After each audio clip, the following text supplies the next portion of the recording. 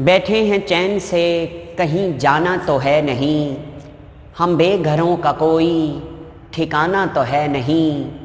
तुम भी हो बीते वक्त की मानिंद हू बहू, तुमने भी याद आना है, आना तो है नहीं। बिस्मिल्लाहिर्रहमानिर्रहीम। अस्सलामु अलैकुम।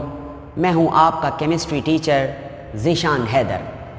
आज हम बात करेंगे 9th क्लास की नई किताब के पहले चैप्टर के पहले लेसन की। आज हम देखेंगे कि ग्रेड 9 में जो न्यू बुक आई है, जो हमने 2025 में पढ़नी है, उसके बारे में हम बात करेंगे। चैप्टर नंबर 1, जिसका नाम है states of matter and phase changes. Matter की स्टेट्स और उनमें होने वाली फेज चेंजेस के बारे में इस चैप्टर में बात करेंगे। इस चैप्टर को स्टार्ट करते हैं। पहला टॉपिक इसमें यह है कि केमिस्ट्री क्या होती है और इसकी ब्रांचेस कौन कौन सी हैं। तो आइए देखते हैं व्हाट इज़ केमिस्ट्री। केमिस्ट्री क्या है? केमिस्ट्री की यहाँ पर जो डेफिनेशन इन्होंने कोट की है वो वही पुरानी डेफिनेशन जैसी ही है। जाहिर है जैसे भी कोर्स आप चेंज कर लें, केमिस्ट्री की डेफिनेशन तो चेंज नहीं ना होगी, बूहर का मॉडल तो चेंज नहीं ना होगा, इलेक्ट्रॉनिक कन्फिगरेशन का तरीका तो चेंज नहीं होगा, ये चीज़ें सेम रहेंगी। थोड़ा बहुत रद्द बदल लाया जाता है, बाकी चीज़ें वही होती हैं जी। तो आइए देखते हैं व्हाट इज़ केमिस्ट्री। डेफिनेशन है the branch of science which deals with properties, composition, structures of substances. Substance से मुराद है मैटर। हम जानते हैं कि मैटर की प्योर फॉर्म को सब्सटेंस कहते हैं। तो इस जगह पर मैटर लिखें या लफ्ज़ सब्सटेंस लिखें, एक ही बात है। तो साइंस की वो ब्रांच जिसमें हम मैटर की 3 चीज़ें स्टडी करते हैं। कौन कौन सी? मैटर की प्रॉपर्टीज़। अब प्रॉपर्टीज़ कौन कौन सी होती हैं? फिजिकल प्रॉपर्टीज़ और केमिकल प्रॉपर्टीज़। दोनों प्रॉपर्टीज़ की बात कर रहा है वो कि प्रॉपर्टीज़। नंबर 2, कंपोजिशन स्टडी करते हैं। किसकी? मैटर की। अब ये कंपोजिशन क्या होती है? हमारे पास एक सैंपल है, किसी भी मैटर का कोई सैंपल है, हमें कहा जाता है कि पता करें इसमें percentage of element and compound, यानी एलिमेंट और कंपाउंड की क्या क्या परसेंटेज है, कितनी परसेंट कौन सा एलिमेंट है या कितनी परसेंट कौन सा कंपाउंड है। इसको जब हम फाइंड आउट करेंगे, मालूम करेंगे, तो इसे कहेंगे कंपोजिशन को डिटरमाइन करना। और फिर क्या है? स्ट्रक्चर के बारे में, मैटर के स्ट्रक्चर के बारे में क्या पता करते हैं? Arrangement of atoms. यानी कि कोई भी, ये हमारे पास सैंपल है, इस कप में चाय नहीं है, कोई भी सैंपल है मैटर का, इस सैंपल के अंदर जो भी मैटर का सैंपल है, इसमें इसकी प्रॉपर्टीज़ क्या हैं? Physical properties, chemical properties. इसकी कंपोजिशन क्या है, यानी इसमें कौन कौन से एलिमेंट हैं और उनकी क्या क्या परसेंटेज है, और उन एलिमेंट्स के अंदर मौजूद एटम्स की अरेंजमेंट क्या है। इन तमाम चीज़ों को जब हम स्टडी करेंगे, जिस ब्रांच के अंदर स्टडी करेंगे, उसका नाम होता है केमिस्ट्री। ये है केमिस्ट्री की डेफिनेशन। आगे देखें, फिजिकल एंड केमिकल चेंजेस जो हैं वी आल्सो स्टडी। इस ब्रांच में हम ये भी स्टडी करेंगे क्या? Physical and chemical changes in matter. Matter में जो वक्त के साथ फिजिकल और केमिकल चेंज आती हैं, या हम कोई ऐसा काम करते हैं कि मैटर के अंदर हम फिजिकल चेंज लाते हैं, जैसे कि हम पानी, बर्फ़ है, अगर हमारे पास आइस है तो आइस को हम हीट कर दें तो वो लिक्विड में तब्दील हो जाती है। फिर अगर हम लिक्विड को हीट करें तो वो गैस में तब्दील हो जाता है। ये एक फिजिकल चेंज है। फिर अगर हम हाइड्रोजन गैस और ऑक्सीजन गैस का आपस में रिएक्शन करवाएं तो पानी बनता है, ये एक केमिकल चेंज है। इन चेंजेस को भी हम किस में स्टडी करते हैं? जाहिर है हम केमिस्ट्री में स्टडी करते हैं। और इसके अलावा and laws which control these changes. देखो भाई, एक फिजिकल स्टेट है मैटर की, आइस, उससे हम लिक्विड में जा रहे हैं, तो ये एक फिजिकल चेंज आया है। अब ये फिजिकल चेंज कैसे आया है? हमने हीट किया तो ये फिजिकल चेंज आया ना। तो किसी न किसी प्रिंसिपल के तहत हम फिजिकल चेंज ला रहे हैं।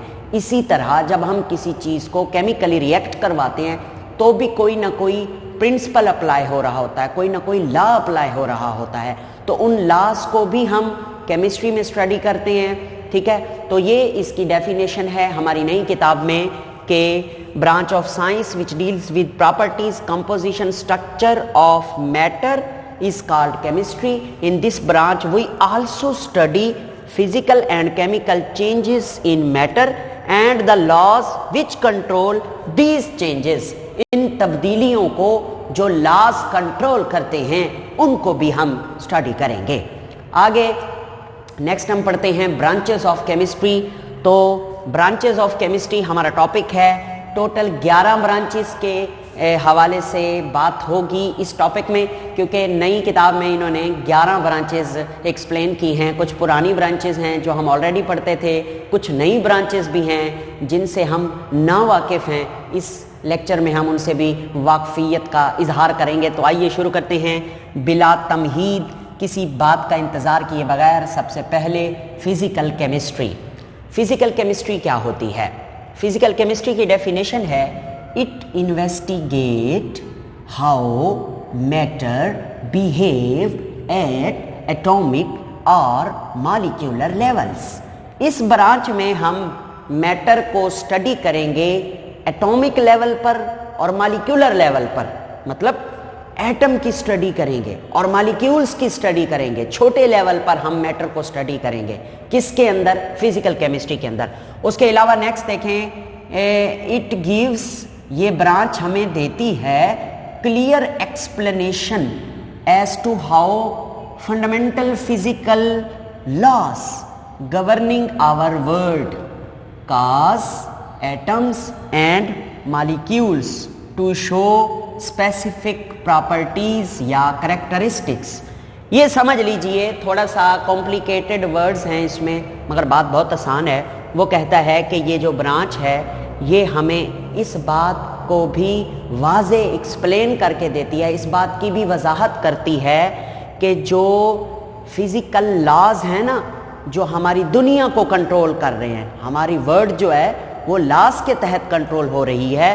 वो लॉज जो हमारी दुनिया पर हुक्मरानी करते हैं, बुनियादी कवानीन जो हमारी दुनिया पर हुक्मरानी करते हैं, वो वजह बनते हैं एटम और मॉलिक्यूल की प्रॉपर्टीज़ को एक्सप्लेन करने की। मतलब एटम और मॉलिक्यूल में जो प्रॉपर्टीज़ हैं वो प्रॉपर्टीज़ हमारे सामने कैसे आती हैं। एटम और मॉलिक्यूल्स के अंदर जो खसूसियात हैं, उन खसूसियात को समझने के लिए ये फंडामेंटल प्रिंसिपल या फंडामेंटल लॉज जो हमारी दुनिया पर हुक्मरानी करते हैं वो हमारी मदद करते हैं। यानी इन लॉज की मदद से हम एटम्स और मॉलिक्यूल्स की प्रॉपर्टीज़ को स्टडी करते हैं। ये सिंपल सी बात है। आगे चलते हैं। और इसके अलावा फिजिकल केमिस्ट्री से हमें यह भी पता चलता है कि how they react to give huge structures related to life. मतलब एटम और मॉलिक्यूल्स किस तरह से आपस में रिएक्ट करते हैं और बड़े बड़े स्ट्रक्चर्स बनाते हैं जो ज़िंदगी के लिए अहम हैं। बल्कि मैं तो यूँ कहूँगा कि ज़िंदगी ही इन्हीं की बदौलत है। अगर एलिमेंट ना होते तो हम और आप ना होते, ये कायनात ना होती। हमारा जिस्म मुख्तलिफ एलिमेंट्स के एटम्स और मॉलिक्यूल्स के मिलने से बना है। तो यही एटम और मॉलिक्यूल जब आपस में रिएक्ट करते हैं तो ये बड़े बड़े स्ट्रक्चर्स बनाते हैं, जो स्ट्रक्चर्स हमारी लाइफ के लिए अहम हैं, बल्कि जिन स्ट्रक्चर से हमारी ज़िंदगी चल रही है। अब प्लांट्स हैं, वो हमें ज़िंदगी दे रहे हैं, हम प्लांट्स को ज़िंदगी दे रहे हैं, एक दूसरे के ऊपर हम मुनहसर करते हैं। तो हम सारे लोग एटमों से बने हुए हैं, एलिमेंट्स से बने हुए हैं। तो फिज़िकल केमिस्ट्री में ये जो बातें मैंने आपको बताई हैं, 3 बातें। एक, 2, 3 और चौथी बात जो हमने इस में डिस्कस करनी है वो ये है कि ये जो केमिस्ट्री की ब्रांच है physical chemistry, it predict and change the rates of reaction. ये रिएक्शन के जो रेट्स हैं उनको प्रिडिक्ट करती है फिजिकल केमिस्ट्री और उन्हें चेंज भी कर सकती है। रेट कहते हैं रफ्तार को, रिएक्शन की रफ्तार के रिएक्शन किस रफ्तार से चल रहा है ये हम कैसे कहाँ से मालूम करते हैं, ये हम फिजिकल केमिस्ट्री में पढ़ते हैं। और change the rates of reaction, और रिएक्शन के रेट्स को कैसे चेंज कर सकते हैं ये भी हम फिजिकल केमिस्ट्री में कंट्रोल करेंगे। टू ऑप्टिमाइज, बेहतर करने के लिए, conditions to carry out reaction on industrial scale. देखें जी, शुरू से पहले दिन से इंसान ये चाहता है कि मुझे खर्चा कम करना पड़े और मुझे जो है फ़ायदा ज़्यादा हो। तो इंडस्ट्रियल लेवल पर जो साइंटिस्ट काम कर रहे होते हैं, केमिस्ट काम कर रहे होते हैं, उनकी कोशिश होती है कि हमें ज़्यादा से ज़्यादा प्रोडक्ट मिले। तो फिज़िकल केमिस्ट्री ही वो ब्रांच है जिससे हम बेहतर कर सकते हैं उन हालात को जिन हालात में केमिकल रिएक्शन हो रहे हैं फैक्ट्रियों में। तो जाहिर है जितने अच्छे केमिकल रिएक्शन होंगे फैक्ट्रियों में उतना अच्छा हमें क्या मिलेगा, प्रोडक्ट मिलेगा। तो ये 4 बातें हैं। आप समझ रहे होंगे कि बहुत मुश्किल है ये किताब, नहीं, ये फिज़िकल केमिस्ट्री में ये 4 बातें एक्सप्लेन हो रही हैं। बाकी जितनी भी ब्रांचेज हैं ना उनमें थोड़ी थोड़ी बेसिक लेवल की बातें डिस्कस की गई हैं, कोई ज़्यादा मुश्किल बात है ही नहीं। तो आइए आगे चलते हैं। नेक्स्ट हम डिस्कस करते हैं इनऑर्गेनिक केमिस्ट्री, जो कि दूसरी ब्रांच है। इनऑर्गेनिक केमिस्ट्री की डेफिनेशन कुछ यूँ है कि the synthesis and properties of compounds do not have carbon hydrogen bond. के केमिस्ट्री की वो ब्रांच जिसमें हम सिंथेसिस और खसूसियात यानी तैयारी और प्रॉपर्टीज़ को पढ़ते हैं। किसकी प्रॉपर्टीज़ को पढ़ते हैं? उन कंपाउंड्स की जिनमें कार्बन हाइड्रोजन बॉन्ड नहीं है।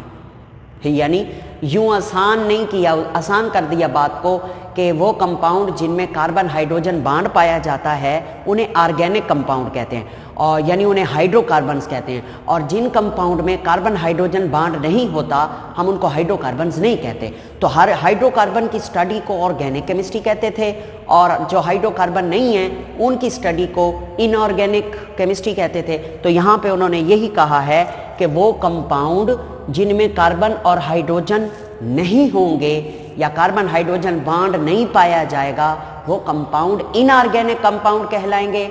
और इनऑर्गेनिक कंपाउंड की तैयारी और उनकी खसूसियात को स्टडी करना इनऑर्गेनिक केमिस्ट्री कहलाता है। ओके, नेक्स्ट, ये इनऑर्गेनिक कंपाउंड होते कौन से हैं? इनऑर्गेनिक कंपाउंड्स में मेटल्स आ जाती हैं, मेटल्स के कंपाउंड इनऑर्गेनिक होते हैं, नॉन मेटल्स के कंपाउंड इनऑर्गेनिक होते हैं, साल्ट्स को इनऑर्गेनिक कहा जाता है, एसिड हैं, बेसेस हैं, ये सारी चीज़ें जो हैं ये इनऑर्गेनिक कंपाउंड्स हैं। ओके, अब what are the uses of inorganic compound? Inorganic compound कहाँ कहाँ इस्तेमाल होते हैं? They are use as a fuel. ये जो हम फ्यूल यूज़ करते हैं, वैसे ज़्यादातर फ्यूल्स जो फॉसिल फ्यूल्स होते हैं वो ऑर्गेनिक होते हैं, मगर इसने कहा है कि इनऑर्गेनिक जो कंपाउंड है वो फ्यूल्स के तौर पर भी इस्तेमाल हो सकते हैं।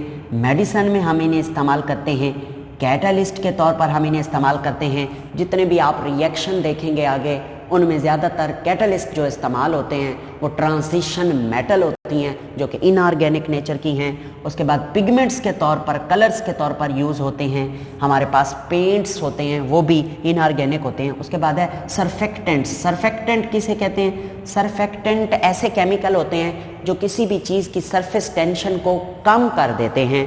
और उसके बाद कोटिंग, एक मेटल को दूसरी मेटल के ऊपर चढ़ा देना, ये कोटिंग कहलाता है, एक मेटल की दूसरी मेटल पर कोटिंग। तो ये मैंने ना बेसिक लेवल पे जो बातें हैं आपसे डिस्कस की हैं इनऑर्गेनिक केमिस्ट्री के बारे में। आगे चलते हैं, ऑर्गेनिक केमिस्ट्री को पढ़ते हैं। ऑर्गेनिक केमिस्ट्री की डेफिनेशन मैंने यहाँ लिखी हुई है, ये भी बहुत आसान है कि the study of carbon compounds other than it's simple salts. Carbon के कंपाउंड की स्टडी को ऑर्गेनिक केमिस्ट्री कहते हैं। क्योंकि कार्बन कंटेनिंग कंपाउंड को ऑर्गेनिक कंपाउंड कहते हैं।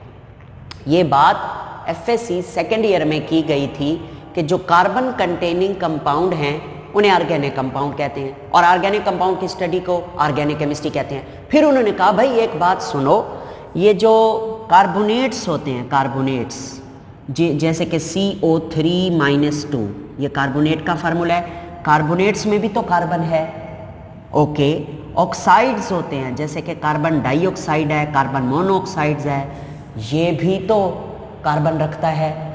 उसके अलावा कार्बाइड्स होते हैं जैसे कि CS2 कार्बाइड, बल्कि सॉरी कार्बन डाइसल्फाइड है, ये कैल्शियम कार्बाइड की एग्जांपल देता हूँ, CaC2 कैल्शियम कार्बाइड, ये कार्बाइड है। तो कार्बाइड में भी कार्बन है, ऑक्साइड में भी कार्बन है, कार्बोनेट में भी कार्बन है, मगर ये तीनों ऑर्गेनिक कंपाउंड नहीं हैं। इसीलिए इस बुक में बड़ी खूबसूरत डेफिनेशन लिखी गई है कि the study of carbon compounds other than it's simple salt, यानी कार्बन के कंपाउंड की स्टडी ऑर्गेनिक केमिस्ट्री कहलाती है। इसके सिंपल साल्ट के अलावा, यानी कार्बन के जो सिंपल साल्ट हैं वो नहीं है ऑर्गेनिक कंपाउंड, उनकी स्टडी नहीं, जैसे कि कार्बोनेट की स्टडी नहीं, ऑक्साइड की स्टडी नहीं, कार्बाइड की नहीं, यानी कार्बाइड, ऑक्साइड और कार्बोनेट्स, इनकी स्टडी नहीं, हालांकि इनमें कार्बन है। तो इसका मतलब हर वो चीज जिसमें कार्बन होगी आप उसको ऑर्गेनिक कंपाउंड नहीं कह सकते। जो आम साल्ट हैं कार्बन के, वो ऑर्गेनिक नहीं है साल्ट, ठीक है। ऑर्गेनिक कंपाउंड होते हैं कार्बन के हाइड्रोकार्बन्स और उनके डेरिवेटिव, जो यहाँ पे मेंशन नहीं है, मगर मैंने आपको बता दिया है। ओके, आगे चलते हैं। इस ब्रांच में हम क्या क्या स्टडी करते हैं? इस ब्रांच में हम स्ट्रक्चर, कंपोजिशन, खसूसियात और रिएक्शन स्टडी करते हैं कार्बन के कंपाउंड्स के। आप यहाँ पे लिखें ना कार्बन कंपाउंड्स या लिखें ऑर्गेनिक कंपाउंड, एक ही बात है। तो इस ब्रांच में हम 4 चीजें हैं, structure, composition, properties, reaction of carbon containing compounds. आगे चलते हैं। नेक्स्ट, ऑर्गेनिक कंपाउंड जो होते हैं, ऑर्गेनिक कंपाउंड प्रेजेंट मौजूद होते हैं in all forms of life and essential for life. ये देखें भाई, हमारी जो जिंदगी है वो ऑर्गेनिक कंपाउंड के बगैर नामुमकिन है, and they are essential for life. ये हमारे लिए बहुत जरूरी है। हमारा जिस्म भी तो ऑर्गेनिक कंपाउंड का बना हुआ है, प्रोटीन ऑर्गेनिक कंपाउंड है, न्यूक्लिक एसिड ऑर्गेनिक कंपाउंड है, लिपिड ऑर्गेनिक कंपाउंड है, कार्बोहाइड्रेट ऑर्गेनिक कंपाउंड है। इसके अलावा डेली बेसिस पे जो हम कंपाउंड यूज करते हैं वो भी तो बहुत सारे ऑर्गेनिक हैं, प्लास्टिक है, रबड़ है, PVC है, मेडिसिन है, बहुत सारी चीजें हैं जो कि मैक्सिमम ऑर्गेनिक हैं। We are living in organic society. बगैर ऑर्गेनिक केमिस्ट्री के हमारा गुजारा नहीं हो सकता। तो ये है ऑर्गेनिक केमिस्ट्री की डेफिनेशन।